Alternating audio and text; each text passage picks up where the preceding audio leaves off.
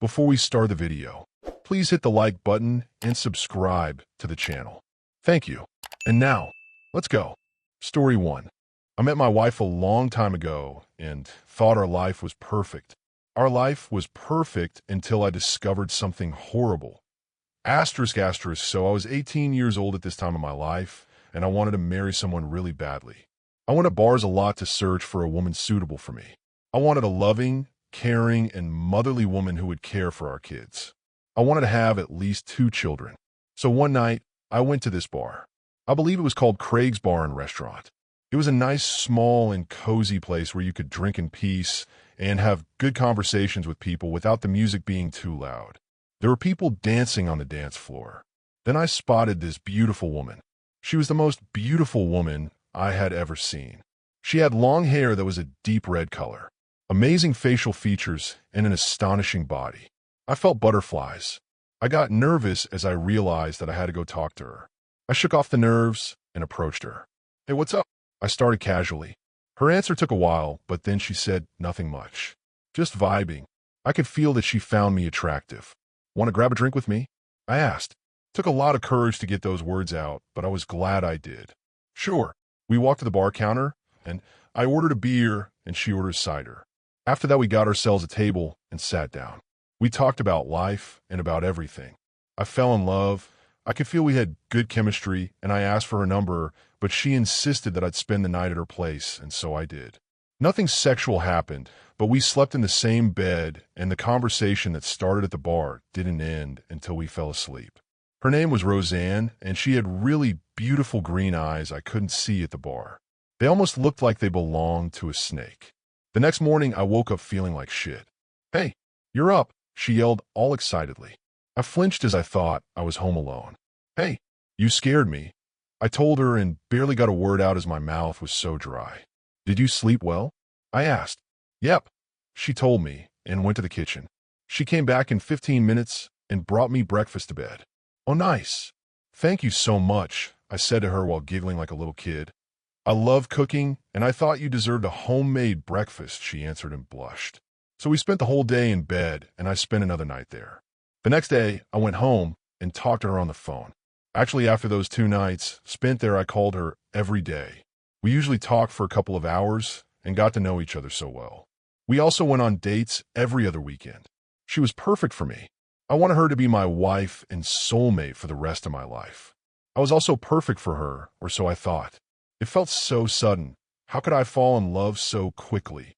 A year goes by, and it was awesome. I proposed, and we got married. The wedding was small and modest.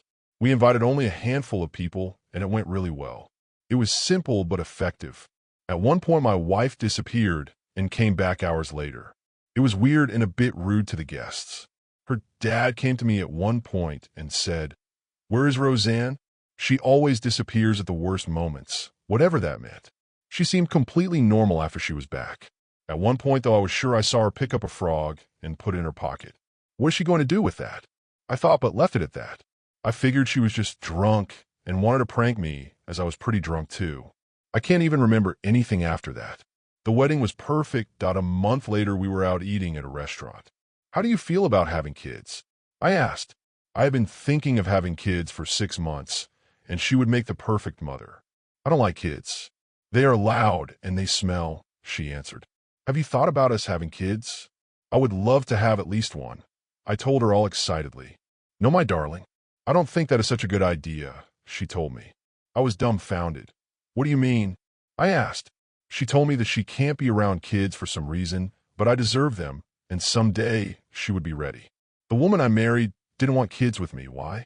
We left the conversation at that.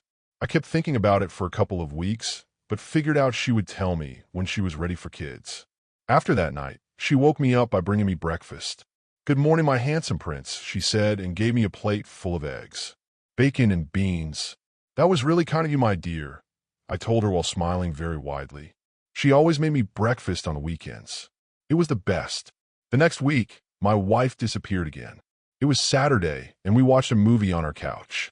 Suddenly, she leaves in a hurry, and the weirdest thing is that she didn't even say anything. She just left. She came back 3 hours later. It was almost midnight, and that was weird.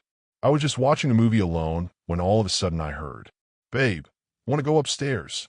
I jumped so high that I hit my head on the lamp. "Whoa, where did you go?"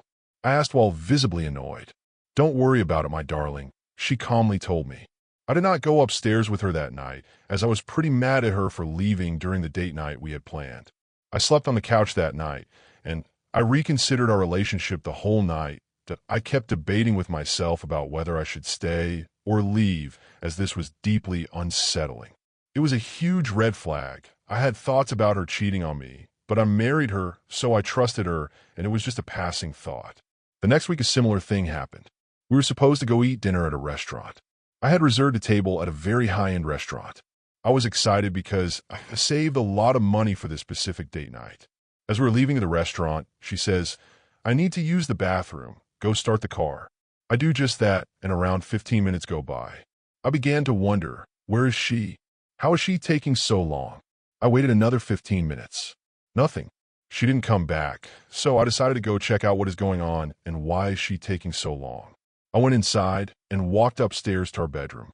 I thought she would be there putting on more makeup or doing some finishing touches, maybe even doing her hair over and over. I walk in and she's not there. Only thing I see are her clothes on the floor. The same clothes she was supposed to put on for our date. Why are these on the floor? I thought. It was bizarre that she would do this on our date night, and it was not the first time either. I started to look around the house, but she was nowhere to be seen. I walk in the kitchen and I hear this weird hissing sound coming from under me. The basement, why would she be there? There was nothing in there and no reason for her to go inside the basement. I walked the stairs to the basement and it was dark. It also smelled really funky. It was very warm and humid there. That was not the case earlier. Then I hear some movement behind me and look over there. It's dark, but I have a flashlight, so I turn it on. Hisses, it hissed at me. The half-snake, half-woman hissed at me. What the fuck? I yelled at the monster who turned out to be my wife. The puzzle just clicked, and that's where she always disappeared to. "Don't look at me," she said with this raspy, snake-like voice. "How could you hide this from me?" I asked while getting angry at her for hiding this. "I thought you would leave me if you knew," she told me. "Is there a way out of this? Is this a curse?" I wanted to figure out how this was even possible. "It's a curse that can't be lifted," she answered. "I can't be saved. Please kill me and stop this madness," Roseanne said while starting to weep. I thought about it for a while. She returned to human form, and we talked this through. She did not want to live anymore, because every time she turned into a snake, she got this hunger for human souls, and she told me she prefers to feast on younger people as their souls are more pure than grown humans. I had to think about the situation and what could be done. Every night, I had these nightmares of her stealing children and feasting on their souls. It was terrifying to think about. I kept going back and forth between killing her and helping her. You are thinking, why would he help her? I know it sounds bad, but I got that idea because she was perfect. We had a nice relationship, and I never had to worry about anything after coming home from work. She kept the house clean and made me dinner. I couldn't make my decision then and there. I needed to think it through. One day we talked about the situation on our hands, and she told me how and why she was cursed. She told me that when she was younger, her parents were homeless and wanted to get stability in their lives. They found this mysterious ad on a lamppost, and it was about some shaman helping people get what they want. So her parents went to visit that shaman, and they got an offer. They would get everything they ever wanted, but it would cost them their first 10,000 euros. It was clear the money had to be their first 10,000 ever. They accepted, but didn't know what would happen if they didn't pay him. She told me that because they were homeless after they got the money, they totally forgot that deal made with the shaman. The shaman never told them what would happen if they would not pay him. Soon they found out. As her mother gave birth to my wife, she was healthy and all was well, but by the time she turned 5, she would turn into this half-snake, half-human form. Her parents did not know what to do.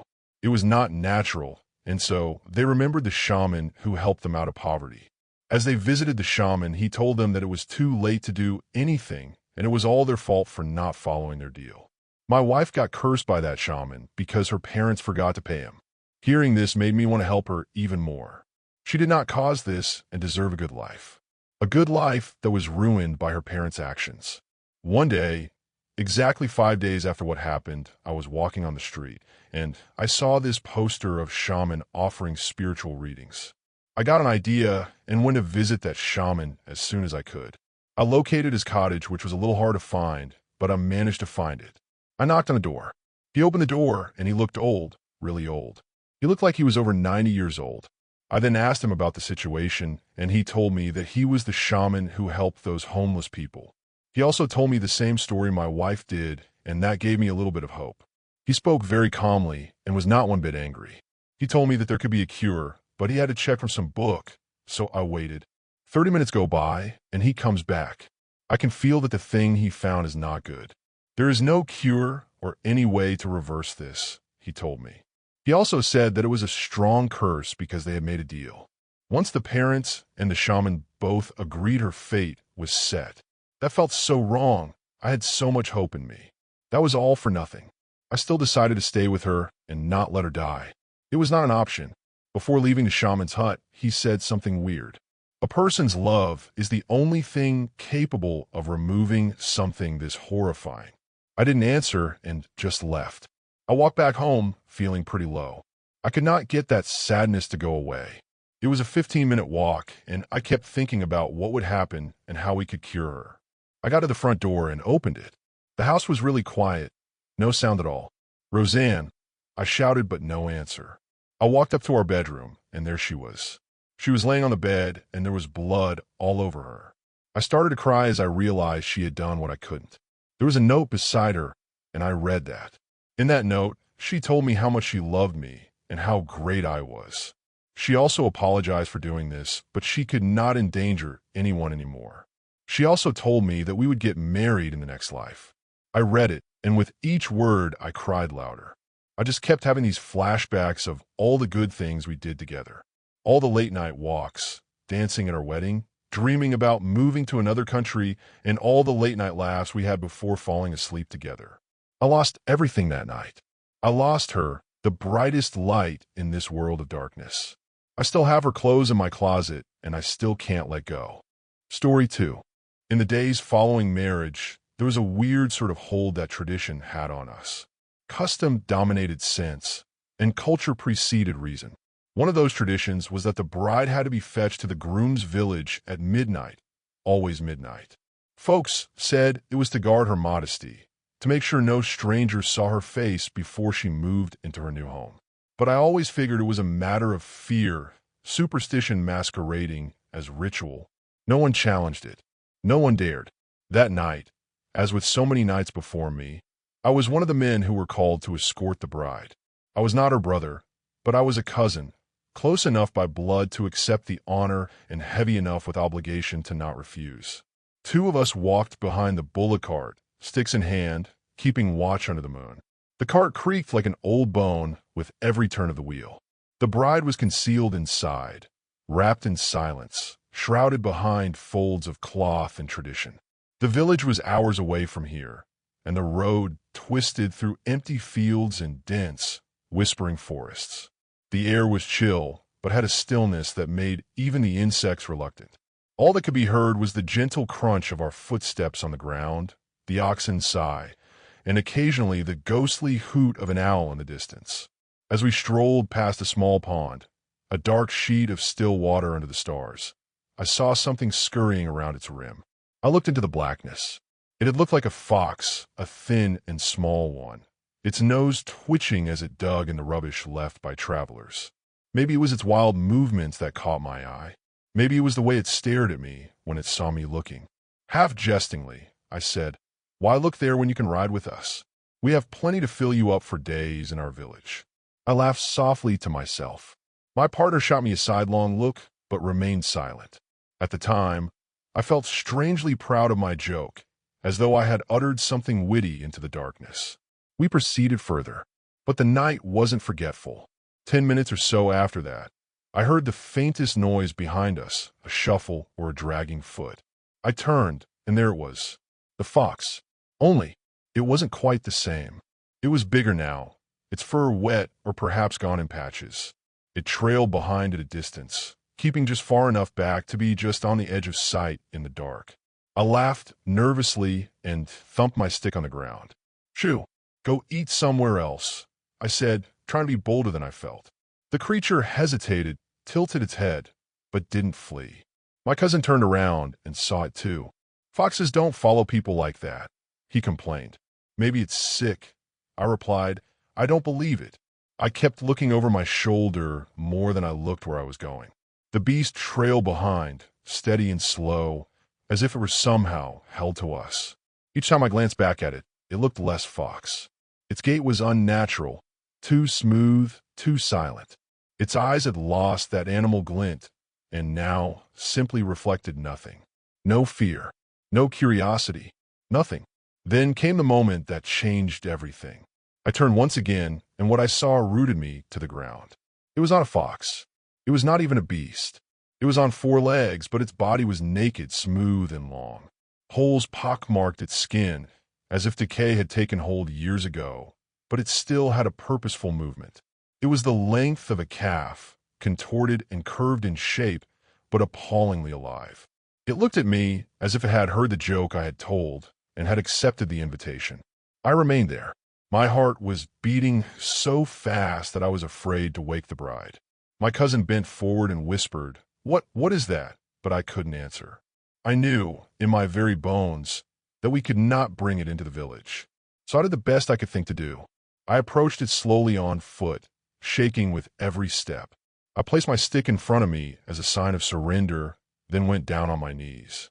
"Please," I whispered, "I've done something wrong. There is nothing there for you where we're going. I made a false statement. Don't follow us, please." The creature didn't move. It stared at me, empty eyes unblinking. For a moment, I was convinced it was about to pounce. But then, with a slight shift of its odd head, or perhaps a readjustment of its odd body, it wheeled westward and left. No noise, no sign, silent and away. It disappeared into the darkness, consumed by the night. I just stood there for what seemed like forever before I could walk again. My cousin and I never said a word to one another as we walked. We did not even glance to see if the beast would return. We did not care. 1 week later, word came from the west. Village after village, sick. People dying in scores. Some said it was malaria. Others said it was a curse. I remembered the holes on that creature's skin, the way it walked, the silence it carried with it. I remembered what I had said, what I had invited. Was it me? I kept asking myself, over and over. Did I unleash something? The shame clung to me like dust, heavy and smothering. I starved for days. I could not sleep without seeing its face, or what amounted to one. Each evening, I caught myself gazing out to the west, half hoping to see its shape materialize on the horizon, coming back to claim the rest of what I had vowed. Years went by, but the sensation never faded. The bride and groom went on with their lives, and other people quickly forgot that evening. But I did not. I cannot. Certain errors diminish with the passing of time, but some cast a shadow. I had laughed in the darkness, and something had listened, something that did not laugh. And now, even years later, I find myself wondering, was that thing the disease carrier? A ghost? A demon? Or was it something created by guilt, born from a coincidence so terrible it could not be overlooked? I don't know. All I know is this. Some invitations are not meant to be spoken, and if they've done so, they cannot be taken back anymore. Story 3. After weeks of annoying the police, they finally look inside the building. The 5th floor is empty. No desk, no computers, and no account managers. It was a bare office, gray walls, dirty carpets, and dust everywhere like no one was ever here. Those things are out there, luring people in with an empty promise, preying on the unemployed. It was Saturday night. John and Seymour argued louder and faster. Other bar goers were staring at us. I was getting bored of their conversation after 3 beers in. My news feed becomes more interesting. My boredom and alcoholism lead me to the job app, now hiring. I scrolled through jobs, quickly reading their requirements and salaries. I wasn't looking for anything specific or taking it seriously. I was passing time. At one point, the jobs became too weird or had little to no information. I sent my resume to a few entry-level jobs, not expecting to hear back from any of them. "You hear this guy?" Seymour said while grabbing my forearm, snapping me back to reality. He said that Star Trek, The Next Generation, is overhyped. He turns to John. You know, it was the highest rated show of its time. I'm not saying it wasn't awful, but it was on the verge of being canceled for a reason. Their writing was bad. It's Space Camp, yelled Seymour. Bad first 2 seasons. John reiterated. I'm going to go out for a smoke. I announced. The bar was packed, but I managed to squeeze past the crowd. Lighting my Camel Blues, I sat on a stoop next door. The night was busy. Drunk white people were walking the streets. I scrolled some more until I reached the 9th post on the 13th page. Entry-level account managers, urgently hiring. New York bankers job details $41,000, $62,000 a year plus commission, pay full-time, full job description. We are looking for recent grads and motivated individuals to join our diverse company. At New York bankers, we offer paid training to those who do not have previous sales or management experience. From us, you'll learn how to manage and grow key accounts, knowledge of the financial market, and provide clients with detailed proposals.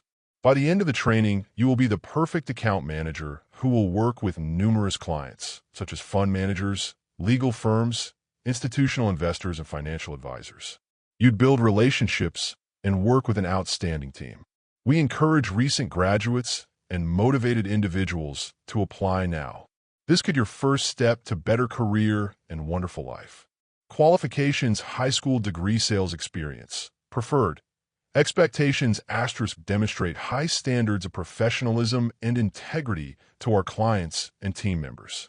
* ability to adapt and learn in a competitive industry * multitask and exceed expected goals. Benefits * 401k * dental insurance * health insurance * paid training. It looks so fake, but I didn't think much of it. I sent my resume.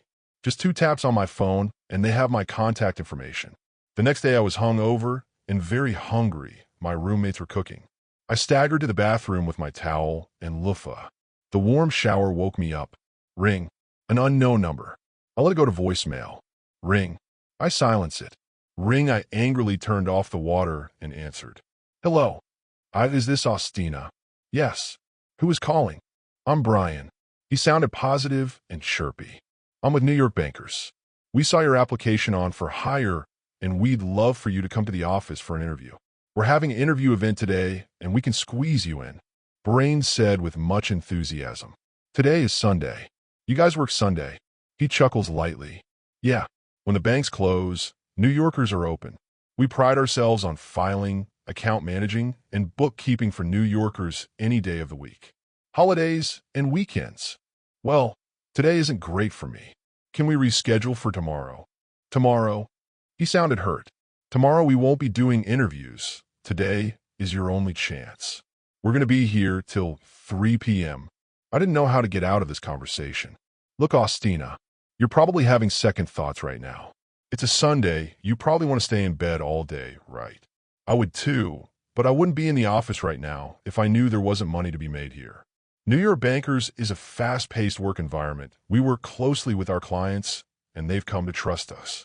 We offer paid training and large commissions. If you want to start making a lot of money, this is your chance. Sure, I can come in at 1:30 p.m. I caved to Brian's sale. He gives an address. It's by Union Square Park. He tells me how lucky I am to get this opportunity and what it means to be a part of New York bankers. I hang up and return to my shower. I finish my shower, quickly dry myself, put on my PJs, grab my laptop, and type New York bankers. I found a website of a stock photo slide of New York City. Each photo had blurbs about their company. They were all vague and meaningless attributes of their performances, quotes of their accomplishments from random clients.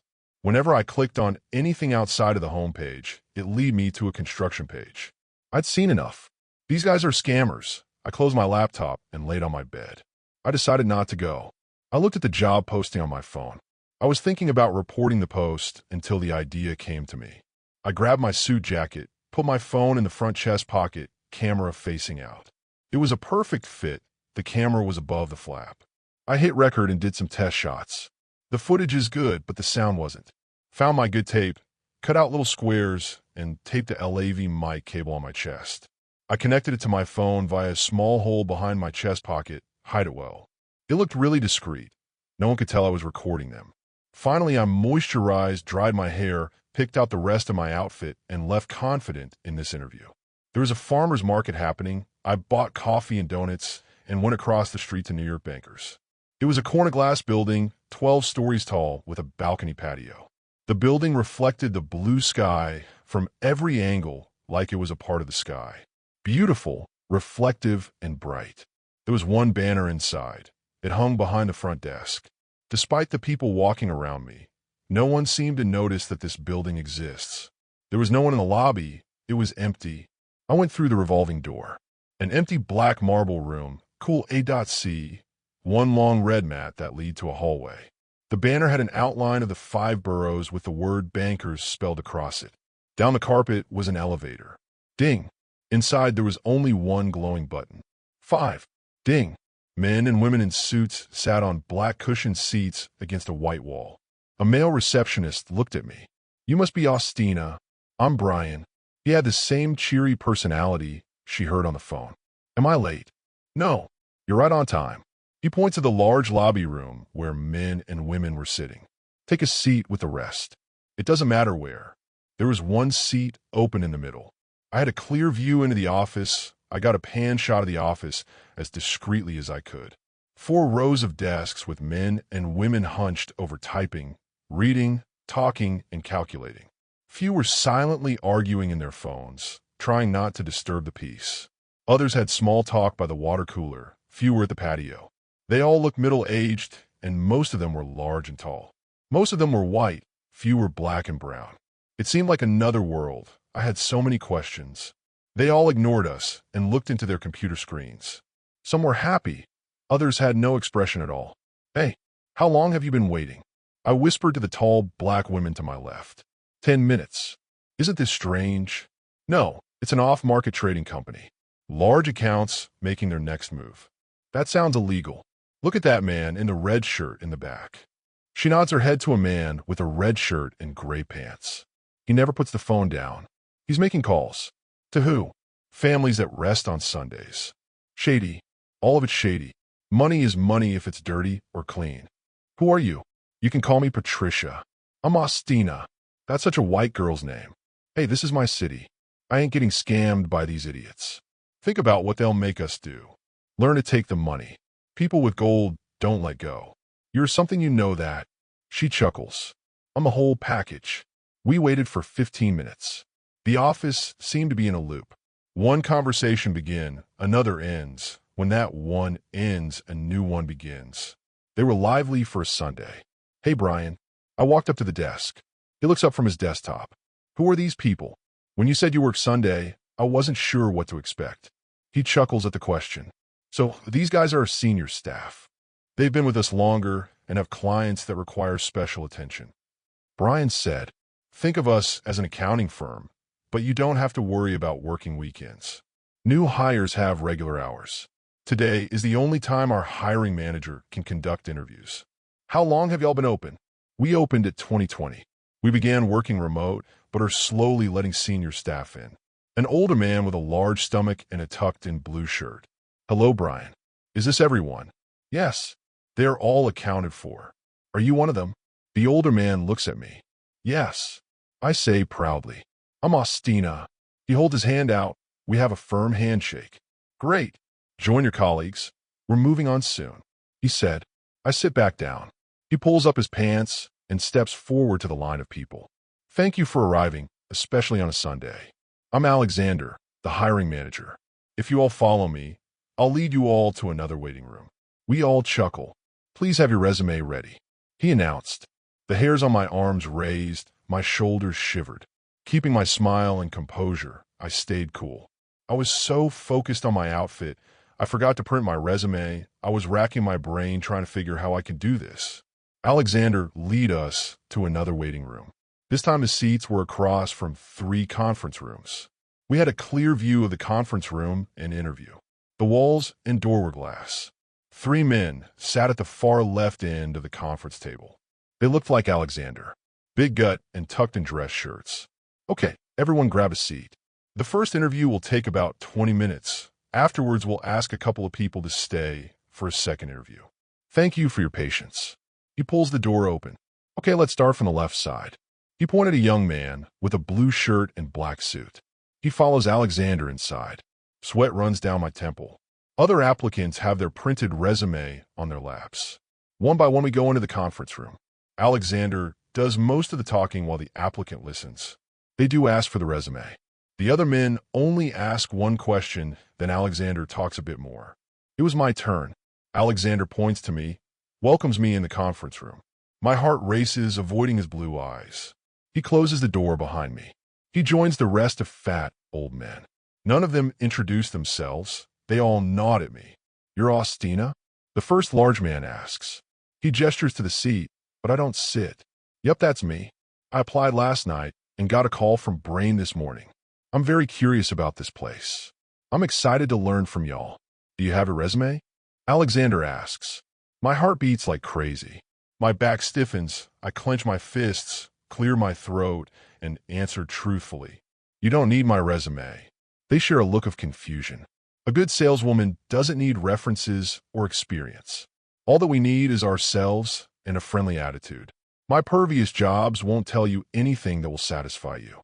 Unbuttoning my suit jacket. Let me repeat that. Nothing I say can satisfy you. What matters is the thick of my skin and my smart head. Every New Yorker has got to be tough. So let me tell you about me. Stuff I'm proud of. I was born and raised in New York City. I went to college for 2 years and returned to the city to build my net worth. Currently, I'm working in Macy's selling perfume. A very high-commission job with a lot of competition. What were you studying? The second large man asks. Communication and media. Social media skills. That's a very popular field. Why did you leave college? Alexander follows up. The college didn't have a great communication department. There weren't enough courses for people in my major.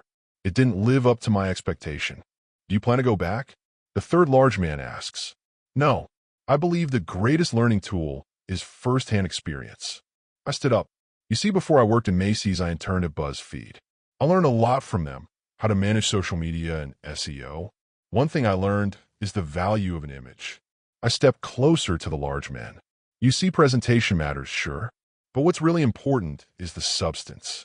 If we aren't authentic to ourselves and others, then how can anyone believe anything that we are selling? Consistency and communication are the most important traits for entrepreneurs. In our modern age, anyone can be anything with an Instagram post. Who we are is a front. What counts is what we're selling. How are you in accounting and filing? The second large man asked. I have a memory of an elephant. I had great experience working with analytics and data sets. One of my tasks at BuzzFeed was predicting our engagement. How long did you work at BuzzFeed? Why did you leave it for Macy's? The third large man asks. Simple. My goal is to own and operate my own social media app. BuzzFeed was a great experience for me to see how a media company operates. Macy's is a way to support myself as I build my own app from my room. That's very ambitious. Does anyone support you? Alexander asks. Nope. I live alone. I've dumped all my savings into this project. I've been doing this for the past 2 years. Wow. What attracted you to this job? The first large man asks. Simple, the management experience. I would love to learn how you all work with clients and meet their need. I know my company will have difficulties and hiccups, but a good leader needs to work under strenuous circumstances. A good leader will make it work. I can't wait to get started and prove to you that I'm an exceptional saleswoman and leader. Ostina, thanks for your time. Return to your seat. Please stick around. Alexander says as he opens the door for me. He points at Patricia. She goes inside. My heart calms down. Breathing in and out, the blue sky from the patio calms me. I take my seat and rest my head against the wall. I wipe the sweat from my brow and then watch the other applicants go in the conference room, one by one. After the last one, Alexander steps in front of us. Thank you for waiting. We appreciate everyone for spending their Sunday with us. I'm going to go through a list of names. These are people who we believe aren't suited for the job. We're looking for people who have certain skills that we believe can improve our company. Alexander goes through a list of names. Unfortunately, I wish I could hire you all. Please leave your resume at the front desk. We appreciate you coming here, but we're going with the other candidates. My name wasn't called. Everyone who is staying, please stay here. We'll have lunch ready soon. Half of the applicants leave. Patricia stays. What did y'all talk about? She asked me. Nothing. I just told them about background. Me too. Nothing about the job. The last of the people left. Alexander and the other interviewers stood in front of us. The light go out. Everyone puts away their phones. Well, lunch is served. Suddenly, they began unbuttoning their shirts. All the office workers stood up doing the same. What are you doing? I yelled.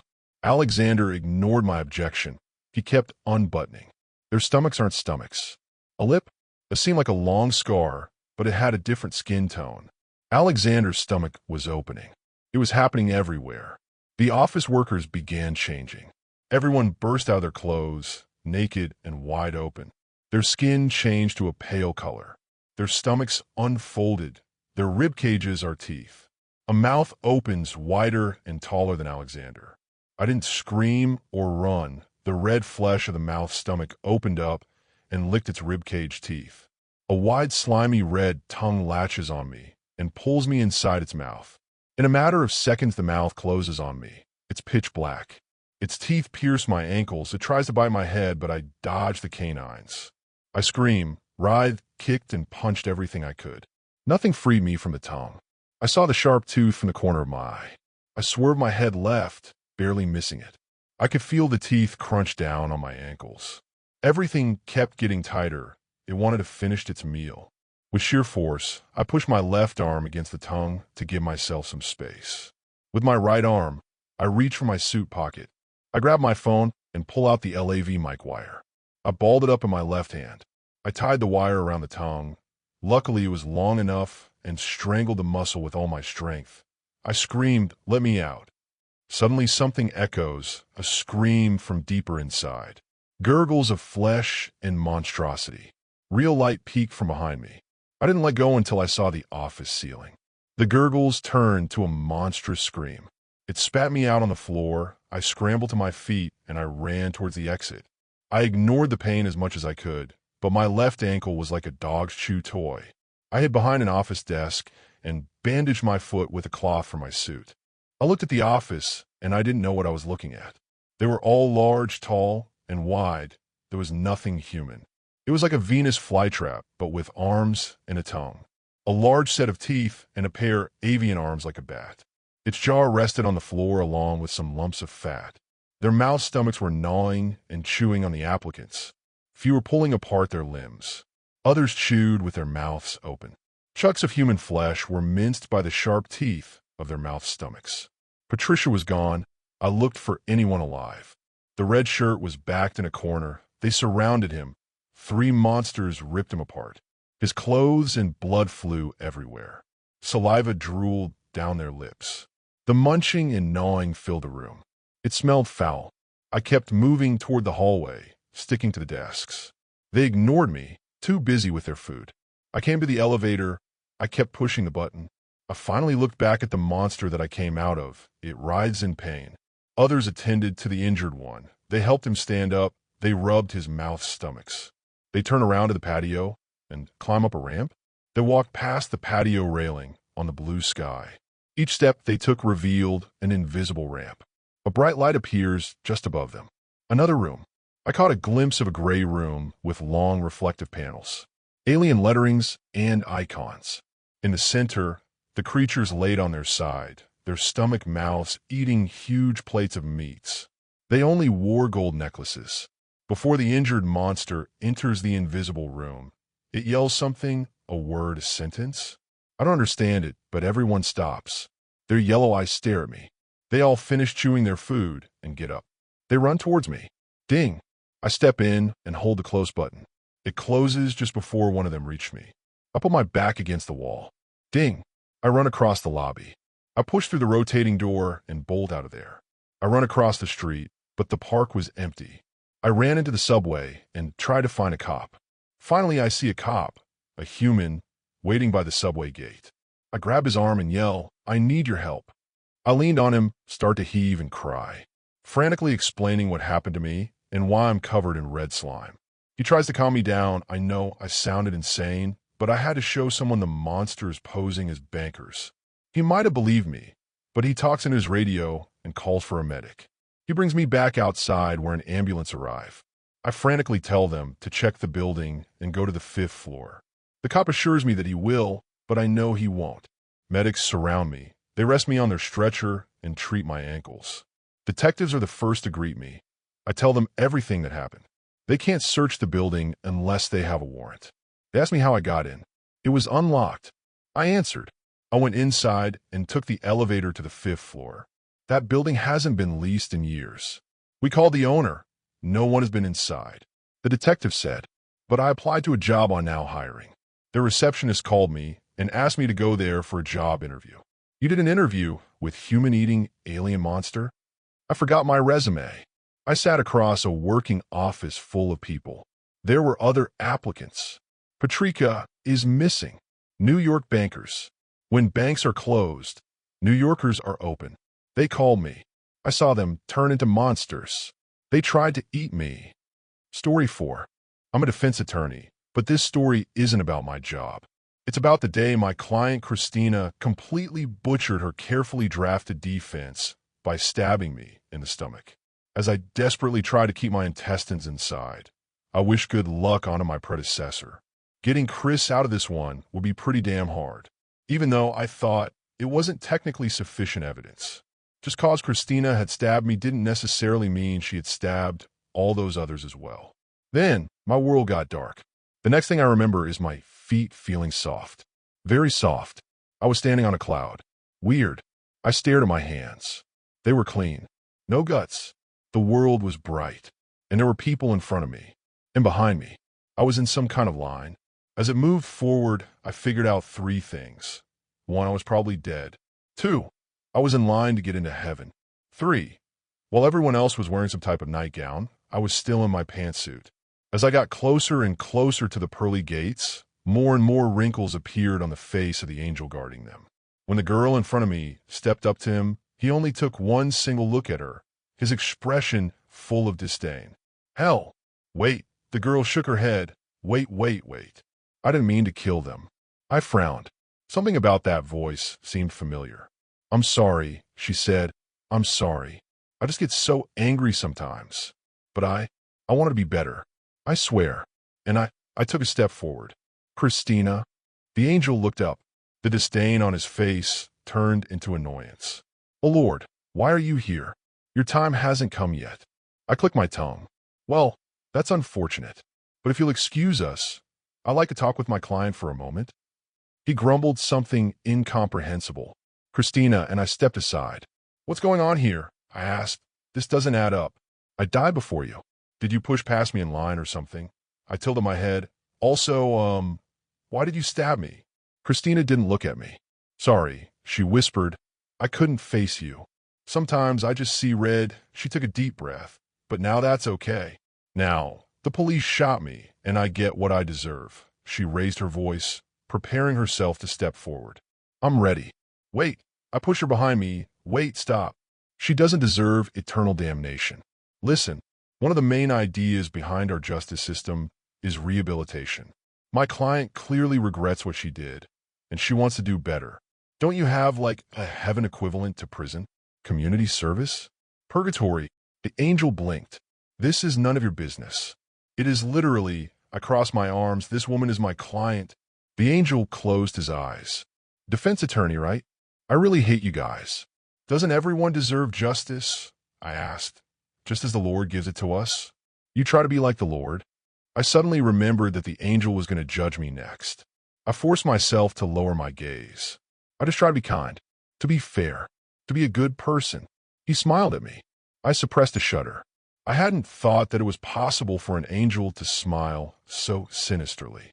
It took all my strength not to jerk back. Do you wish to take on a second job here? The angel asked. Your time hasn't come. You will return back to Earth soon. But if you want, you can visit us at night. You can do what you do best, defend. What do you think? I trailed off. Honestly, I didn't really have the capacity to take on a night job. Also, I was a lawyer. I had a talent for smelling bullshit. And by the way the angel spoke, if I said yes, I wasn't going to get a salary. On the contrary, agreeing was going to cost me. I didn't know what, but it was going to cost me. The angel tilted his head. Everyone deserves an attorney, right? I swallowed. Right. Good. He made a little note in his book, then go ahead. Defend her. But be aware, she isn't going to hell for the murders. She has confessed and regretted those. For what then? I asked. Adultery. Christina waved. We were only married on paper by then. Divorce. But I don't regret that, Christina said. How could I? I was a danger for him. I loved him enough to let him go. You could have worked on it. I tried. I asterisk hell. Asterisk, excuse me, I said. My client has acted in the best interests of her ex-husband. Her noble motives should be taken into consideration when I stopped mid-sentence. A terrible feeling crept up inside of me. Suddenly, I couldn't move, couldn't breathe, couldn't do anything except writhe in agony as I saw the demons appeared. So I just watched them drag Christina to hell. Next, the angel said, "Wait, you can't." I stuttered. "Stop. Bring her back." I didn't have time to. I couldn't even defend her. "You have to let me defend her." I said next. The next woman walked up, a lovely lady with a huge sunburn. "Did I die from gardening?" she asked. "I'm sorry, that can't be right. I know, I sometimes forget to wear a hat, and my son has said will be the end of me, but hell," the angel interrupted. "Lesbian." "Objection," I yelled. I felt my breath hitch and forced myself to swallow. "Well, Your Honor, first of all, this woman didn't hurt a soul." The angel shrugged. "She is a woman who lay with another woman." "Hell, so why the fuck did you make her that way?" I took a deep breath. Swearing probably wasn't the best strategy. How could her love be something sinful when it resulted in a beautiful, God-fearing, loving family? When it resulted in charity, in children, in a garden she grew? She sinned, and she never regretted it. Hell, what? I stared at him. "You can't." I froze. There was that feeling again. That terrible, helpless feeling. I cried softly as they dragged the woman down to eternal damnation. "Thank you for trying," she whispered. I stared at the place where she disappeared. I had failed her. I had failed my clients. I clenched my fists. Focus. Be what the angel hired you for. A defense attorney. Professional. Argumentative. Good under pressure. I felt myself calm down. I had trained for this. A tug at my sleeve. A young girl, almost a child. "Can you help me?" she asked. "I'm scared to talk to the angel because I made my baby go away. Do you think he will be mad at me?" Tears were flooding down my cheek. I wondered if that meant rain on earth. I couldn't stop the crying, but I could still use my voice. So I cleared my throat, rearranged my blazer, made sure my hair was in order, and smiled. "Let's find out, sweetie. You're awake." A happy voice. The first happy voice in a long, long time. I was still crying. But now, someone was stroking my face, wiping the tears away. I recognized the smell of my partner. I opened my eyes, and then she was crying too. "How long was I out?" I asked. "About 3 days." She forced herself to smile. "Was it a relaxing coma? The first time in a while you got that much sleep?" "It was terrible," I said. "I had the weirdest nightmare." 3 days. 3 days and hundreds of cases. I had lost all of them. Except wait, I still had one real client. "What about Christina?" I asked. "How is she doing?" My wife bit her lip. "Honey, I don't know how we'll—" "Oh, screw it. That bitch tried to stab you. So I'm just going to say it. Christina is dead. The police shot her." I closed my eyes. It didn't stop the images. Hundreds of faces. Hundreds of women I hadn't saved. Christina had been real. They had all been real. You know, her ex-husband picked up her remains. My wife cleared her throat. He said he was sure Christina was sorry for stabbing you. She just got angry like that sometimes. The beeping of monitors grew louder around me. Doctors and nurses rushed in. Everyone was freaking out, thinking I was going to die again. Like Christina. Christina was dead. Shot by police. Pretty damning evidence for once. I forced myself to open my eyes again, to look at the one face that wasn't dead, though was just as damned as the others. My wife. There were lines in that face, lines from age and laughter. I touched her cheek, and my heartbeat calmed down. "It's okay, love," she said. "It's okay. Christina is in a better place now." I forced myself to smile. "Let's go home soon, yeah?" It actually took a few weeks until they released me. The experience gave me a huge scar on my stomach and a new job. Now, I'm a defense attorney at night as well. I have lines on my face now, too. Lines of anger and pain. I wake up crying every morning. I try my best to prepare myself in the evenings. To be a professional, to guarantee a fair trial. But how can you win a fight when the laws weren't written for you? So far, I have lost 231,118 cases. Divorces, escaping abusive relationships, adultery, abortions, all while men who have done unspeakable things sneaked right past the gate, simply by claiming they regret it. I know that when my time comes, the demons will drag me down as well. I will suffer alongside all the people I have failed. But every morning, right before I head out to work, I kiss my wife goodbye. And I cannot help it. I cannot regret loving her. Story 5. Did you know that according to the CDC, 55% of people in the food and service industry kill themselves a year? I've thought about it a few times. I hate this life. I've given far too much of it to something that at the moment felt so important, so crucial, and then woke up one day and none of it mattered. I started so enthusiastic, so full of life. I just wanted to make something of myself, to be important. I fell into my first kitchen job. I was hopeless, almost homeless, and all I wanted to do was find a purpose, anything. That's when a friend of a friend offered me a position as a dishwasher at a local diner. Diner food isn't the finest of cuisine, but I watched the cooks work, and it looked easier than dishwashing and paid a whole lot more, so I jumped at the first opportunity to get on the line. Since then, I've been hopping between better and better places honing my craft. When you cook, time is a commodity. In the loud cacophony of clinks, tickets printing, and yelling, time is my only companion, my only guide towards the perfect result. I hold great pride in that in my time. I wear a watch on the line for the sole purpose of keeping up with my times, pushing myself to be faster and better. I raise blinders to the world and run my hand with grace through the space which I am allotted. Time and the efficiency at which I had used it was my only refuge. Now it's my prison. I've always been pretty intuitive.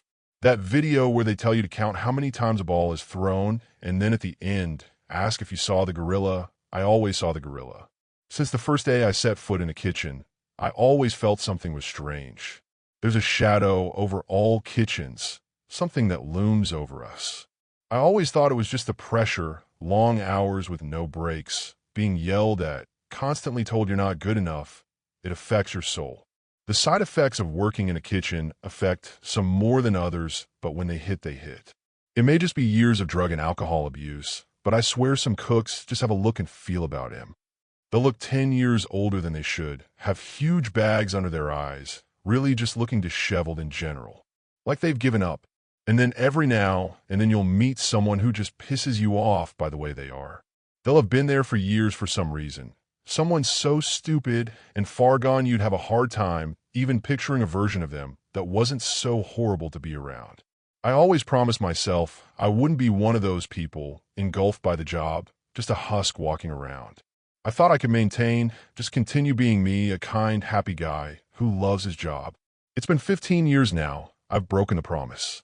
I had some friends, but they all moved away, got married, or just lost interest in me, I guess. I never found anyone to love.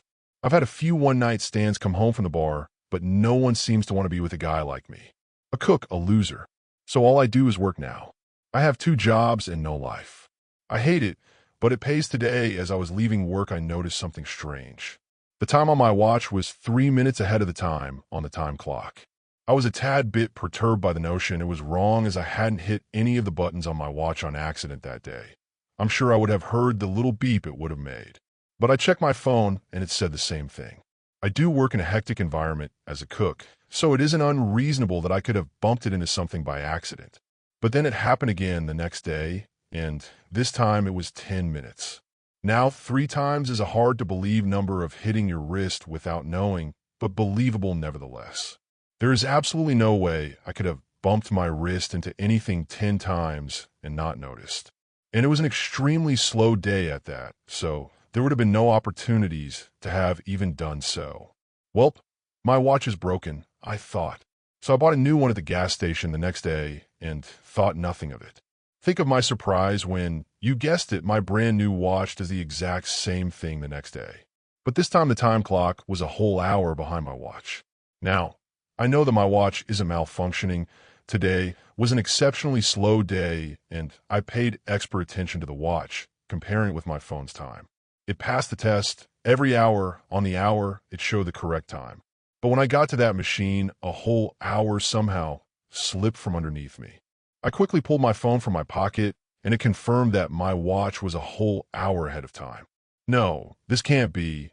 I refuse to believe that my phone, which confirmed while walking up to this machine that the time was correct on my watch, is now somehow a whole hour behind said watch.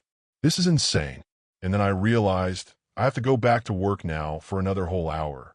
"Where the fuck have you been?" yelled my chef, pissed off that I had left in the middle of an apparent rush. "Sorry, chef. Something's up with my watch. It said it was 10 already." I said, defeated. "There's a clock on the wall, dumbass. Stop fucking around," he said sternly. I didn't want to test him, so I hurried back to my station. "Dude, what the fuck?" said Jim. "I had to do that whole table by myself. Pay attention," he said, exasperated, as if the whole dining room had been ordering from the station I had left behind. I looked up at the dining room, and in fact, there was no one there. "Where'd everyone go?" I said. "They left before you got here," he said in a hurry to get back to his station. He scurried off to his side of the line, resorting himself to an upside-down bucket and the videos on his phone. I looked at Jim for a moment. That guy, he sort of disgusted me. Short and fat. His eyes never looked at you at the same time, and his mouth was always disgustingly sopping wet. Sometimes he just stares off into the distance, drool swinging from his engorged, moist bottom lip. I hate everything that man stands for. Everything he does is an affront to me. He never works, he just acts like he does. He'll pick up a broom just to sweep dirt around, never to pick it up with a dustpan, all to avoid doing his actual job, which is cooking. But I prefer it that way, because when he actually cooks, he does it like a disgusting slob who shouldn't be allowed within 100 feet of the kitchen. Constant cross-contamination, shells and eggs, undercooked chickens, broken sauces, and rice that is both burnt and undercooked. This man is an anomaly, but Chef refuses to fire him.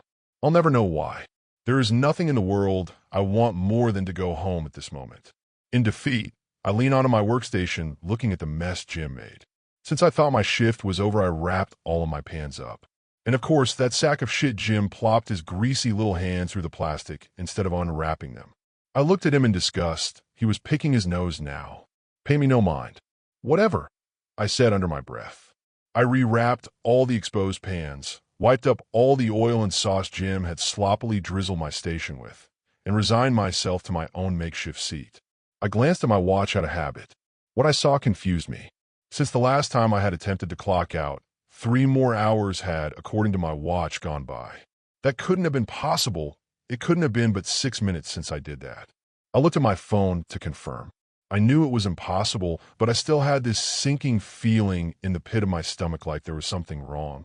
And, to my chagrin, there definitely was something wrong. My phone confirmed it. Now I figured at this point I had a few options. I could either ignore this, act like nothing happened, and just leave when I feel like an hour had gone by. Or I could try and clock out now. For a second I gave in, took a breath, and sat back to think. Maybe I'm overthinking this. Maybe both my phone and my watch are broken. Maybe this is all in my head. Then I looked at my phone. It said it was 5 o'clock in the morning the next day. A shock ran down my spine with a violence, shaking me as it passed down my vertebrae. I shot up. No, this can't. I'm not crazy. I thought. My mind raced as I ran to the break room. That little tablet, that black box hanging on the wall. It had the exact same time on it as when I had last checked it. My mouth hung agape, my eyes bulged, and I laughed. Not even a minute had gone by since I checked it. I calmed myself, I took a breath, and I rationalized. It's a rare occasion, but everything must just have been broken at the same time. Chuckling to myself, I turned around and walked down the hallway to the chef's office. What was waiting for me at the end of that hallway still haunts me. As I began to reach the end of the passage, I heard something. I heard the voices of a full dining room, the sound of conversation and forks clicking on porcelain.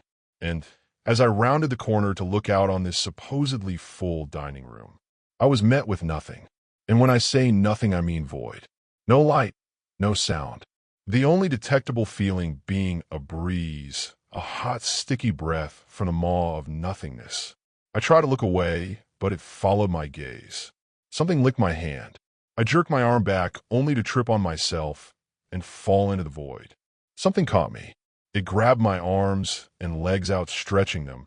The back of my neck was met with a tongue and hot breath to match the dank that now encapsulated me.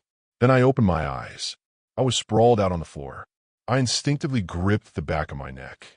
It was dry, but I could still sense what had happened, as if I was being forced to remember every second. I shifted into a fetal position. Vomit slid from my mouth as I lay shivering. After a few minutes of suffering, I heard movement in front of me. I opened my eyes and lifted my head only to see the foot of my chef crashing down at me. And then nothing. When I woke up, I was in the chef's office, tied to a chair. The vomit on my mouth had dried. My chef sat across his desk staring at me with a blank expression.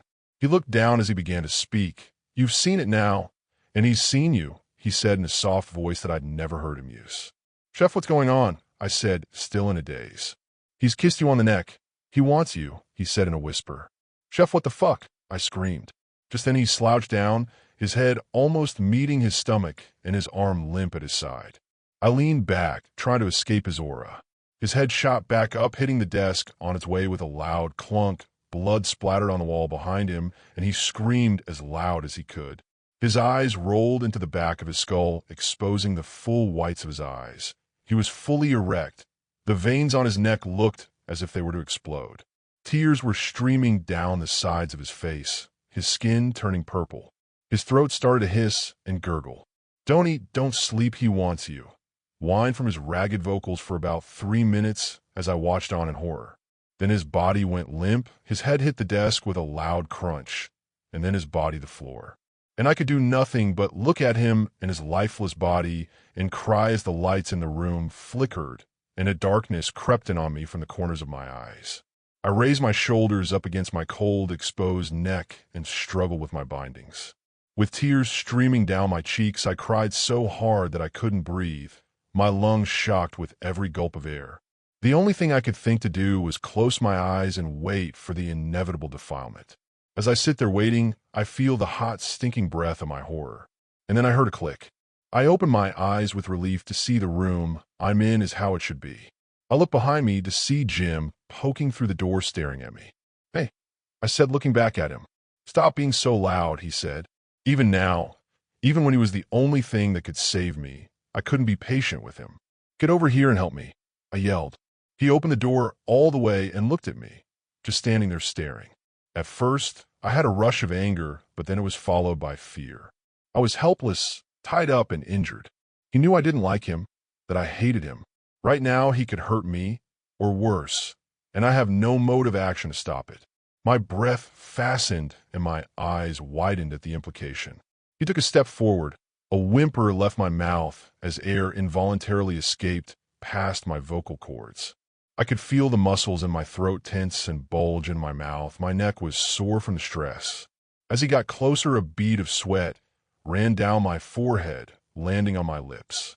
He reached my side and bent down on my ear, my body stretched away from him, but he leaned in closer, his disgusting stomach rubbing my bond arm and his hand on the desk for support. His breath stank of rot, and his breath's moisture stung my ear with every hot, gross pronunciation. "I was like you once. You can leave, but he'll have you, and you'll be like me." I turned to him with a scowl. He looked back at me with indifference in one eye and the other towards the distance. His mouth agape, only closing to slurp down the disgusting slobber pooling in his mouth. Then he got up, pulled a knife from his pocket, and cut me loose. Then he sombered off, disappearing into the now pitch-black hallway. I looked down at Chef. Blood had started squirting from his head onto my leg. My eyes widened, and I ran to the bathroom. I wet some towels and scrubbed my legs until my hands were numb. I cried a lot. Chef wasn't the best, but he didn't deserve whatever that was. I started breaking down. I couldn't handle it. I tried to stand up, but fell back to my knees. I beat the floor in frustration, then began beating my fists on my head. Once I ran out of energy, I gathered myself and rose to my feet. Rinsing my face with water, I started to calm. Then I looked up, pain filled my chest, and horror my heart. It looked as if my face had swollen, but it wasn't red. Then in horror, I watched as my face shifted, bumps moving beneath my skin, molding my face into something new. I dug at my visage, ripping my skin, pulling at my flesh. I fell to the floor, arching my back, rolling in a struggle towards myself. I started running, my feet slipping on my own blood. I had to leave. I didn't bother clocking out this time. I drove straight home in silence. When I got home, I went to my bathroom and looked into the mirror. Nothing was moving. My face wasn't swollen. There were just scratches and tears from my own hands. I sat down in my chair and I screamed and cried and beat my head with my fists until I fell asleep. And then in the middle of the night, I woke up to a warm, dank breath on my face. I shot up. I wasn't there, but I think at some point I was. Again, I cried, and I decided something. Whatever it is that lives beyond time in that void, whatever wants me, it can't have me. I won't be like Jim. I've already begun to forget things. I haven't eaten. I haven't slept. If it doesn't already have me, it will, so I'm going to kill myself. I just want someone to believe me before I die, and to warn others. Don't let your life slip by. Don't let it consume you. That's it for today's creepy Reddit tales. Before we go, I just want to say a quick thanks to all of you for watching, liking, and sticking around. You guys keep this channel going, and I'll be back soon with more stories that'll make your skin crawl. Drop a comment if you've got your own spooky tale to share, and I'll see you in the next one.